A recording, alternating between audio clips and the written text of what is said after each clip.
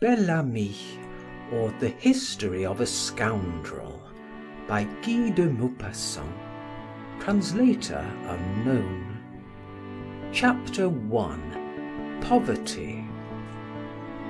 After changing his 5-franc piece, Georges Duroy left the restaurant. He twisted his moustache in military style and cast a rapid, sweeping glance upon the diners, among whom were 3 saleswomen, an untidy music teacher of uncertain age, and 2 women with their husbands. When he reached the sidewalk, he paused to consider what route he should take. It was the 28th of June, and he had only 3 francs in his pocket to last him the remainder of the month. That meant 2 dinners and no lunches, or 2 lunches and no dinners, according to choice. As he pondered upon this unpleasant state of affairs, he sauntered down Rue Notre-Dame de Lorette, preserving his military air and carriage, and rudely jostled the people upon the streets in order to clear a path for himself. He appeared to be hostile to the passers-by, and even to the houses, the entire city. Tall, well-built, fair, with blue eyes, a curled moustache, hair naturally wavy and parted in the middle, he recalled the hero of the popular romances. It was one of those sultry Parisian evenings when not a breath of air is stirring. The sewers exhaled poisonous gases, and the restaurants with disagreeable odours of cooking and kindred smells. Porters in their shirt sleeves astride their chairs smoked their pipes at the carriage gates, and pedestrians strolled leisurely along, hats in hand. When Georges Duroy reached the boulevard, he halted again, undecided as to which road to choose. Finally, he turned toward the Madeleine and followed the tide of people. The large, well-patronized cafes tempted Duroy, but were he to drink only 2 glasses of beer in an evening, farewell to the meagre supper the following night. Yet he said to himself, I will take a glass at the Américain. By Jove, I am thirsty. He glanced at men seated at the tables, men who could afford to slake their thirst, and he scowled at them. Rascals, he muttered. If he could have caught one of them at a corner in the dark, he would have choked him without a scruple. He recalled the 2 years spent in Africa and the manner in which he had extorted money from the Arabs. A smile hovered about his lips at the recollection of an escapade which had cost 3 men their lives, a foray which had given his 2 comrades and himself 70 fowls, 2 sheep, money, and something to laugh about for 6 months. The culprits were never found. Indeed, they were not sought for, the Arab being looked upon as the soldier's prey. But in Paris it was different. There one could not commit such deeds with impunity. He regretted that he had not remained where he was, but he had hoped to improve his condition, and for that reason he was in Paris.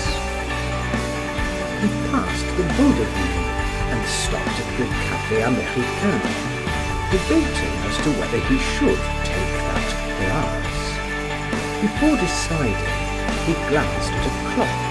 It was 9:15. He knew that when the beer was placed in front of him, he would drink it, and then what would he do at 11 o'clock? So he walked on, intending to go as far as the Madeleine and return. When he reached the Place de l'Opéra, a tall young man passed him, whose face he fancied was familiar. He followed him, repeating, "Where the deuce have I seen that fellow?" For a time he racked his brain in vain.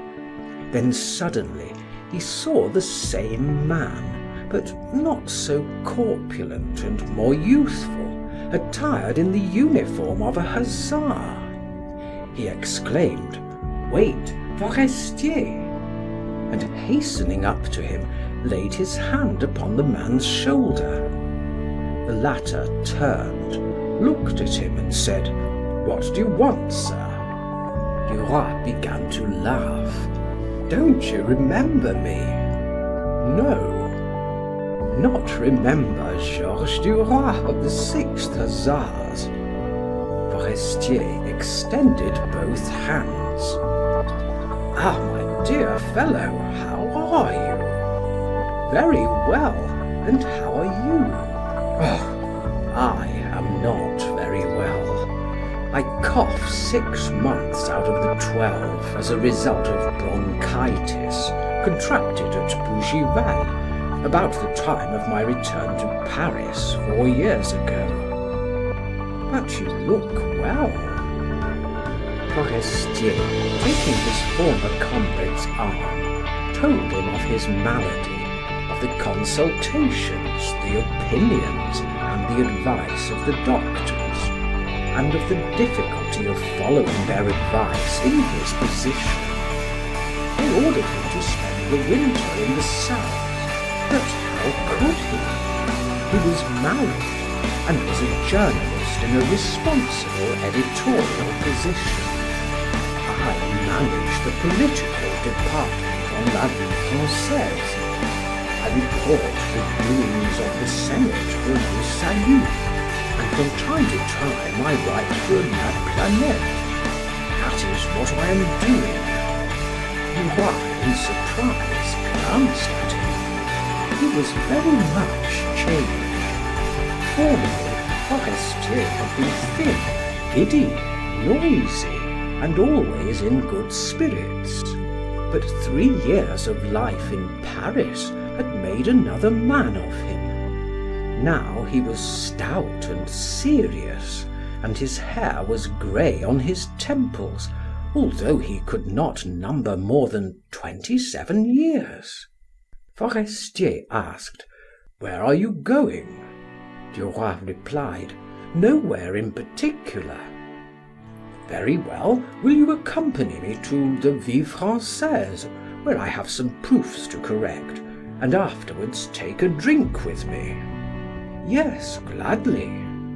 They walked along arm in arm, with that familiarity which exists between schoolmates and brother officers. "What are you doing in Paris?" asked Forestier. Duroy shrugged his shoulders. "Dying of hunger, simply. When my time was up, I came hither to make my fortune, or rather to live in Paris, and for 6 months I have been employed in a railroad office at 1,500 francs a year." Forestier murmured, "That is not very much." "But what can I do?" answered Duroy. "I am alone. I know no one. I have no recommendations. The spirit is not lacking, but the means are." His companion looked at him from head to foot like a practical man who is examining a subject. Then he said in a tone of conviction, "You see, my dear fellow, all depends on assurance here. A shrewd, observing man can sometimes become a minister. You must obtrude yourself and yet not ask anything. But how is it you have not found anything better than a clerkship at the station? Duroy replied, I hunted everywhere and found nothing else. But I know where I can get 3,000 francs at least, as riding master at the Pelican school. Forestier stopped him. Don't do it, or you can earn 10,000 francs. You will ruin your prospects at once. In your office, at least no one knows you. You can leave it if you wish at any time, but when you are once a riding master, all will be over. You might as well be a butler in a house to which all Paris comes to dine. When you have given riding lessons to men of the world or to their sons, they will no longer consider you their equal. He paused, reflected several seconds, and then asked, Are you a bachelor? Yes, though I have been smitten several times. That makes no difference. If Cicero and Tiberius were mentioned, would you know who they were? Yes. Good. No one knows any more except about a score of fools. It is not difficult to pass for being learned. The secret is not to betray your ignorance. Just maneuver. Avoid the quicksands and obstacles, and the rest can be found in a dictionary. He spoke like one who understood human nature, and he smiled as the crowd passed them by. Suddenly he began to cough, and stopped to allow the paroxysm to spend itself. Then he said in a discouraged tone, Isn't it tiresome not to be able to get rid of this bronchitis? And here is midsummer. This winter I shall go to Menton. Health before everything. They reached the Boulevard Poissonnière. Behind a large glass door, an open paper was affixed. 3 people were reading it. Above the door was printed the legend, La Vie Française. Forestier pushed open the door and said, Come in. Duroy entered. They ascended the stairs, passed through an antechamber in which 2 clerks greeted their comrade, and then entered a kind of waiting room. Sit down, said Forestier. I shall be back in 5 minutes. And he disappeared. Duroy remained where he was. From time to time men passed him by, entering by one door and going out by another before he had time to glance at them. Now they were young men, very young, with a busy air, holding sheets of paper in their hands. Now compositors, their shirts spotted with ink, carefully carrying what were evidently fresh proofs. Occasionally a gentleman entered, fashionably dressed, some reporter bringing news. Forestier reappeared arm in arm with a tall, thin man of 30 or 40, dressed in a black coat, with a white cravat, a dark complexion, and an insolent, self-satisfied air. Forestier said to him, Adieu, my dear sir, and the other pressed his hand with, Au revoir, my friend. Then he descended the stairs whistling, his cane under his arm. Duroy asked his name. That is Jacques Rival, the celebrated writer and duelist. He came to correct his proofs. Garin, Montel, and he are the best witty and realistic writers we have in Paris. He earns 30,000 francs a year for 2 articles a week." As they went downstairs, they met a stout little man with long hair, who was ascending the stairs whistling. Forestier bowed low. "Norbert de Varenne," said he, "the poet, the author of Les Soleils Morts, a very expensive man. Every poem he gives us costs 300 francs, and the longest is not 200 lines. But let us go into the Napolitain. I am getting thirsty." When they were seated at a table, Forestier ordered 2 glasses of beer. He emptied his at a single draught, while Duroy sipped his beer slowly, as if it were something rare and precious.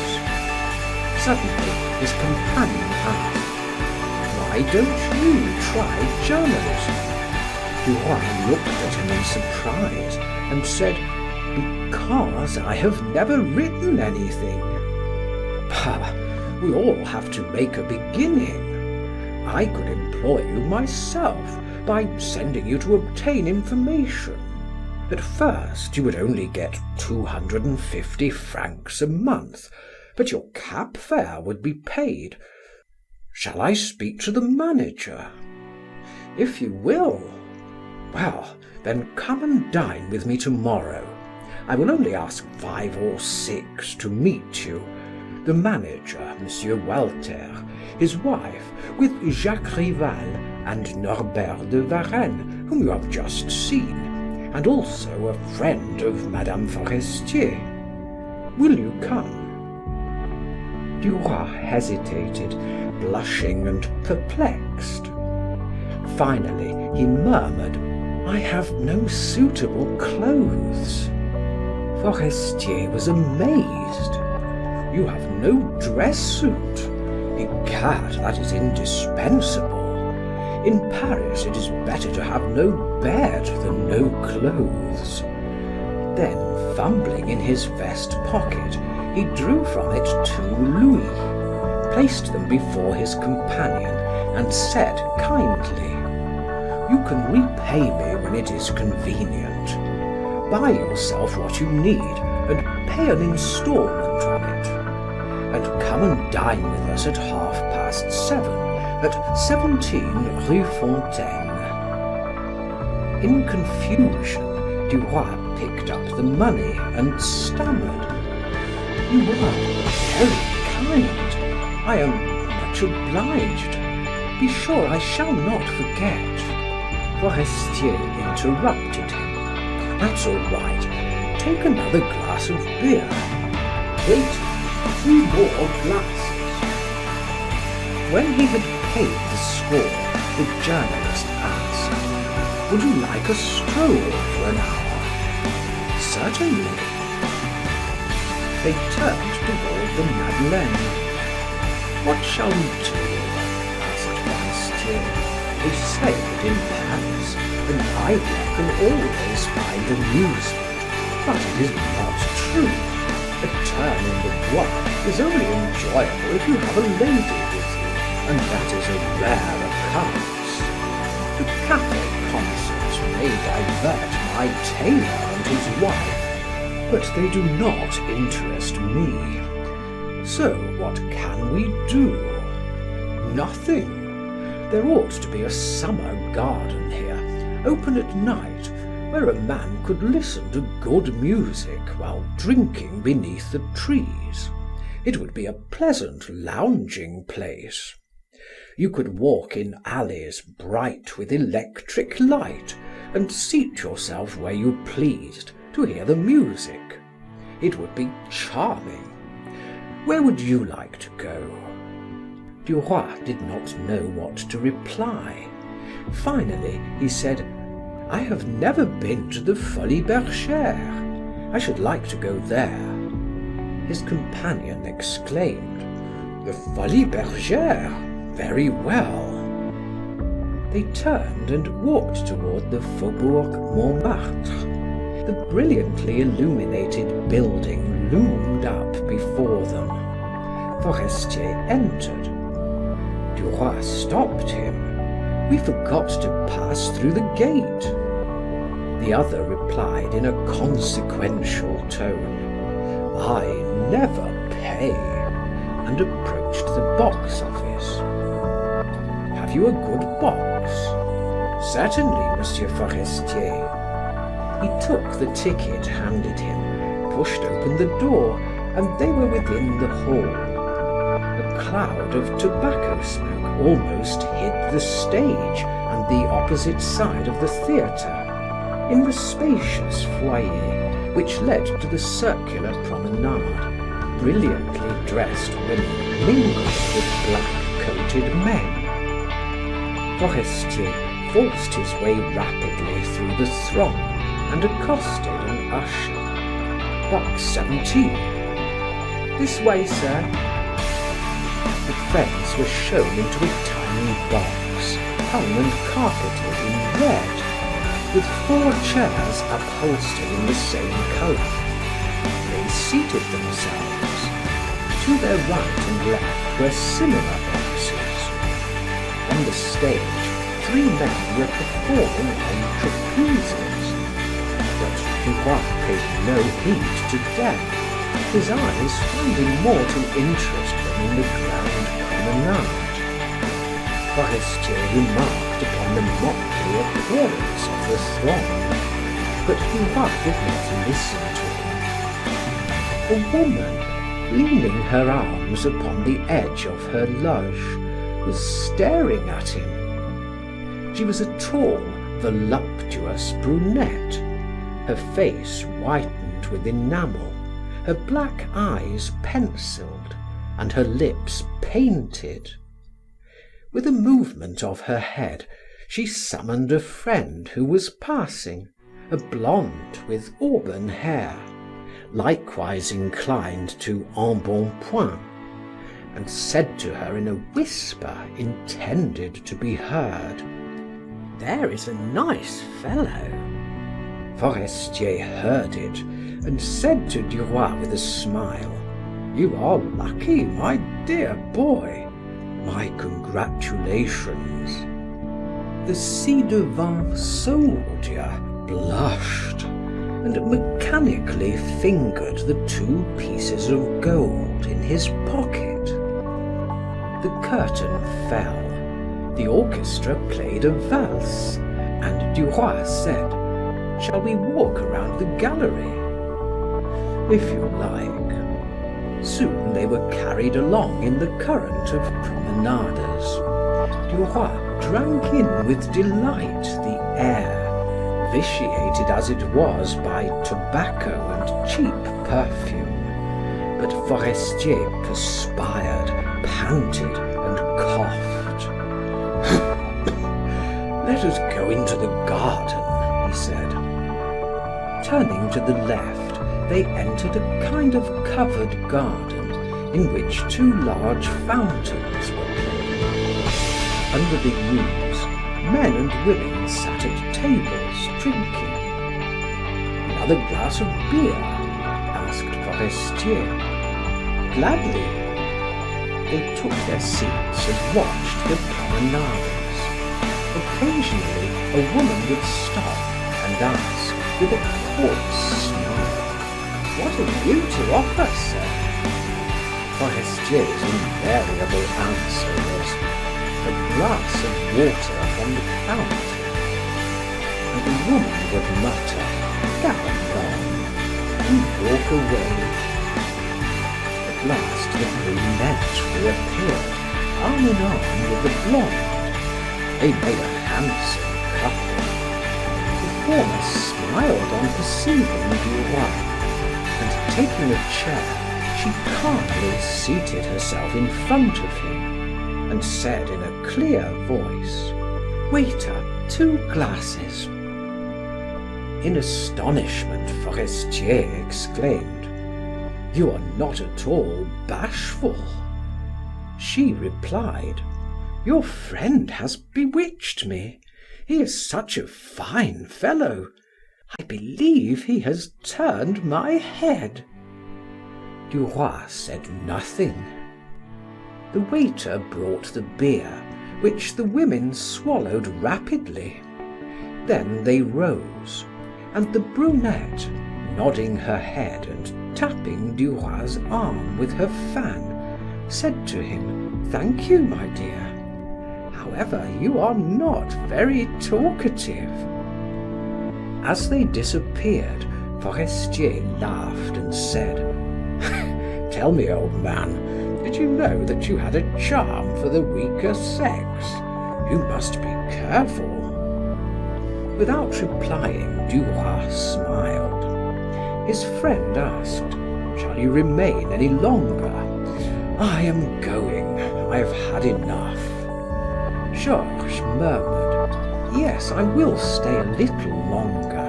It is not late." Forestier arose. "Very well then, goodbye until tomorrow. Do not forget, 17 Rue Fontaine at 7:30. "I shall not forget. Thank you."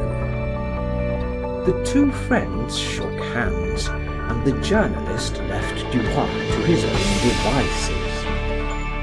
Forestier once out of sight, Duroy felt free, and again he joyously touched the gold pieces in his pocket.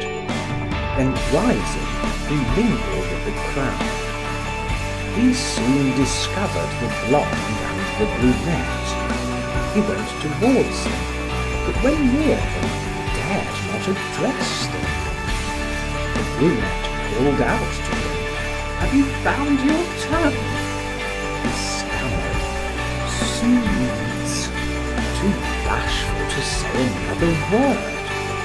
A pause ensued, during which the brunette took his arm, and together they left the hall. End of section 1. Recording by Martin Giesen in Hazelmere